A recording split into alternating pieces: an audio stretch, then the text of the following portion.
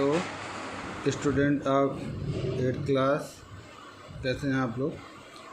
Chapter number 16 हमारा running में है। आइए इसी को आगे बढ़ाते हैं। आज हम लोग पैरा मिलिट्री फोर्सेस के बारे में बात करते हैं। कौन कौन सी हमारी पैरा मिलिट्री फोर्सेस होती हैं।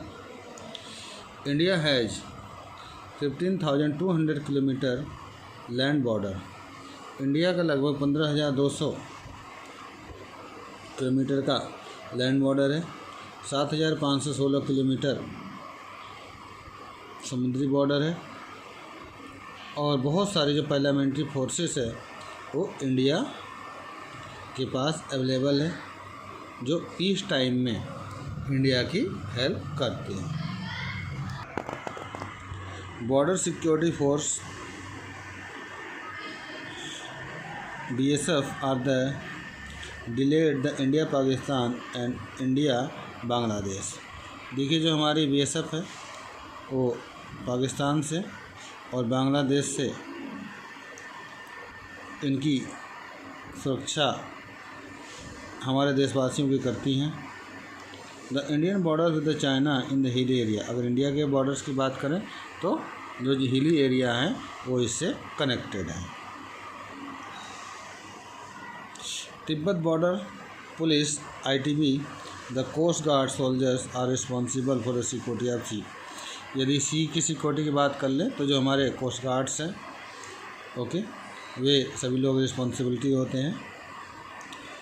These parliamentary forces petrol the borders and stop terrorist.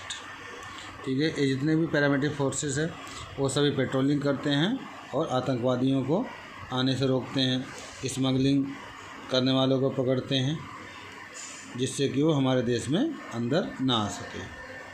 Other security forces are also presented there in our country. और भी बहुत सारी जो फोर्सेस हैं वो हमारे देश में अवेलेबल हैं।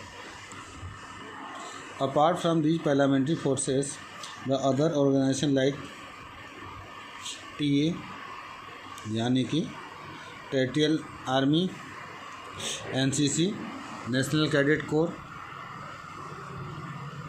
Civil defence are perform to help the military education the ordinary citizens of the country the national defence by the joining territorial army. यदि कोई ऑर्डिनरी मैन आर्मी में ज्वाइन होना चाहता है तो वो टेरिटोरियल आर्मी को ज्वाइन कर सकता है एंड सिविल डिफेंस में वो कार्य कर सकता है। Famous cricketer Kapil Dev and Mahendra Singh Dhoni have the join the territorial army.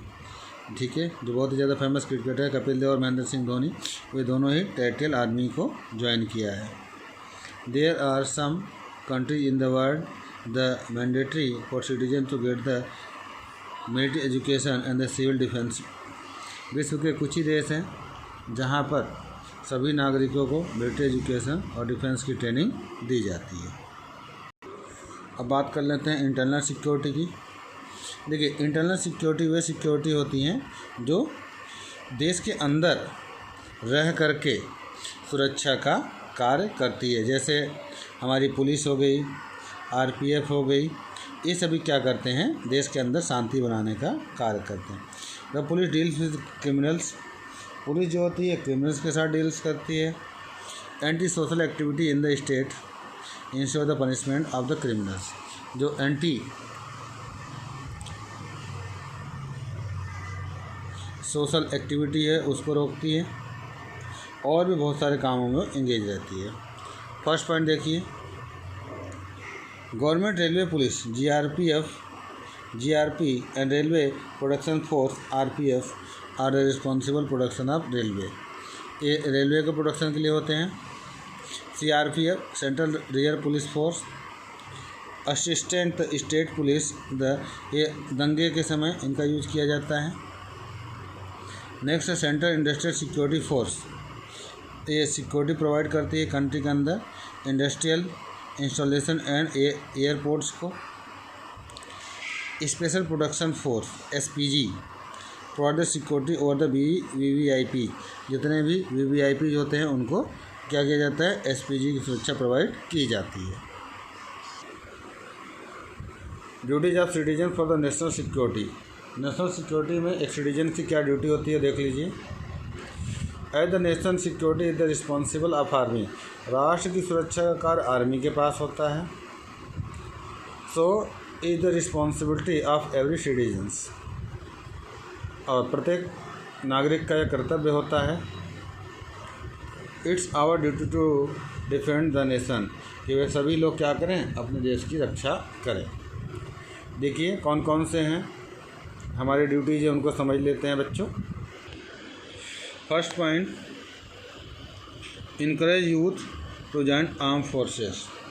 हमारे जो यूथ हैं, युवा हैं, उनको हमें इनकरेज करना चाहिए जिससे कि वो लोग क्या करें, आर्म फोर्सेस को ज्वाइन करें। Second, not to give any confidential document और information in respect the country of honour. हमें किसी भी प्रकार का कोई भी कॉन्फिडेंशियल डॉक्यूमेंट्स या सूचना किसी भी विदेशी को नहीं देना चाहिए। We must inform the police administration about the suspected activity like the espionage. यदि हमें किसी भी प्रकार का कोई भी संदेह हो तो हमें बच्चों तुरंत ही पुलिस को सूचना दे देनी चाहिए कि कोई भी ऐसा व्यक्ति कोई भी ऐसी एक्टिविटी में लिप्त हो जो संदेहास्पद हो और अच्छा ना हो, तो हमें क्या करना चाहिए, तुरंत इसकी सूचना नियरेस्ट पुलिस स्टेशन को प्रोवाइड कर देनी चाहिए।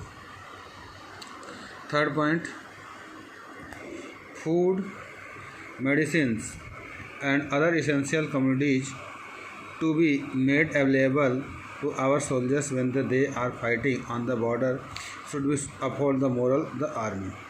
देखिए हम लोगों को जब हमारी आर्मी किसी भी प्रकार के युद्ध में इंगेज हो तब हम सभी लोगों का यह कर्तव्य है कि हम उनके लिए अच्छा से अच्छा भोजन, उनके लिए दवाइयाँ और जो उनकी आवश्यकता की चीज़ें हैं उन लोगों को क्या करना है, हमें प्रोवाइड करना है।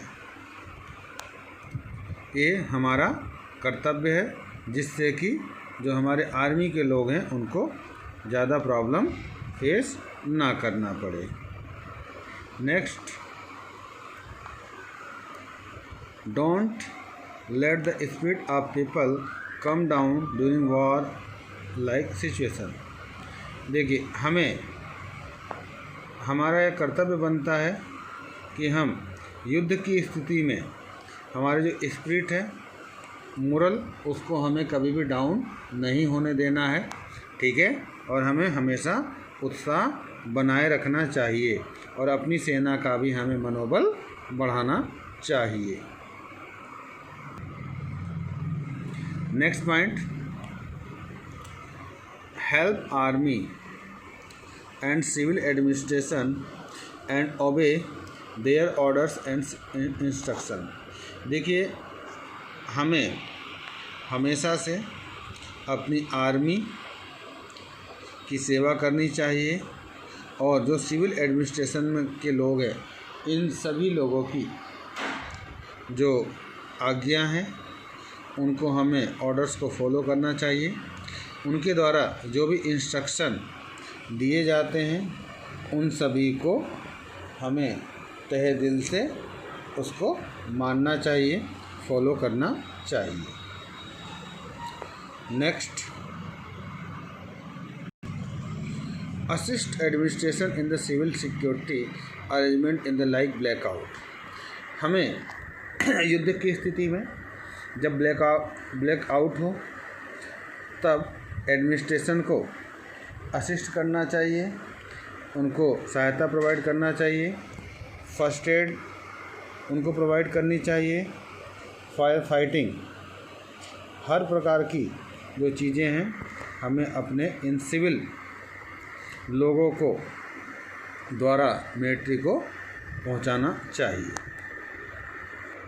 7th point, don't indulge in the black marketing. हमें किसी भी अवांछनीय गतिविधियों में शामिल नहीं होना चाहिए, ब्लैक मार्केटिंग नहीं करनी चाहिए। होर्डिंग एसेंशियल कम्युनिटी, जो भी ज़रूरत का सामान है उसको हमें अपने यहाँ पर स्टोर करके, स्टॉक बना करके रखना नहीं चाहिए। अगर कोई ऐसा करता है तो आपका ये कर्तव्य है कि आप तुरंत जो है पुलिस को इन्फॉर्म करें और उनको सूचना दें कि यह व्यक्ति इस तरह का इस संकट की घड़ी में लोगों का फ़ायदा उठा रहा है और ये काला बाजारी में लिप्त है। आगे बच्चों आगे देखते हैं। We must always be ready for the defence the national in every possible manner. देखिए, हम सब लोगों को हमेशा किसी भी परिस्थिति से गुजरने को तैयार रहना चाहिए और अपनी सेना का मनोबल बढ़ाते हैं। ये ग्लोसरी है, इसको देख लेते हैं, बहुत इंपॉर्टेंट ग्लोसरी है। पीस टाइम, ये ऐसा समय होता है बच्चों जिसमें शांति बनी रहती है और किसी भी प्रकार का कोई युद्ध नहीं होता। नेक्स्ट है peacekeeping force. Peacekeeping force क्या होता है सुन लीजिए। Army from other communities develop under the United Nation Organisation intending the help the stop people fighting. देखिए, बहुत सारी ऐसी सेनाएं हैं जिनका निर्माण आप यूएनओ के थ्रू हुआ है या उन यूएनओ से संबंधित है। उसमें क्या होता है, हम लोगों को अपनी शांति सेना भेजनी होती है जिससे कि लोग आपस में जो देश लड़ते हैं वहाँ पर शांति का कार्य बहाल किया जा सके। प्रिवेंट वार, हमें युद्ध की स्थिति को रोकना चाहिए। ओके, शांति बनाए रखना चाहिए। Next blackout, a period of time during a war when all lights must be put the covered night. देखिए, युद्ध की स्थिति में ये कहा जाता है कि हमें अपने घरों की जो लाइट्स हैं उसको ऑफ कर देना चाहिए जिससे कि हमारे जो शत्रु हैं उनको कुछ भी दिखाई ना दे। इसी को हम लोग क्या कहते हैं, ब्लैक आउट कहते हैं। चलिए बच्चों, ये चैप्टर समाप्त हो गया, फिर मिलते हैं। Okay, bye.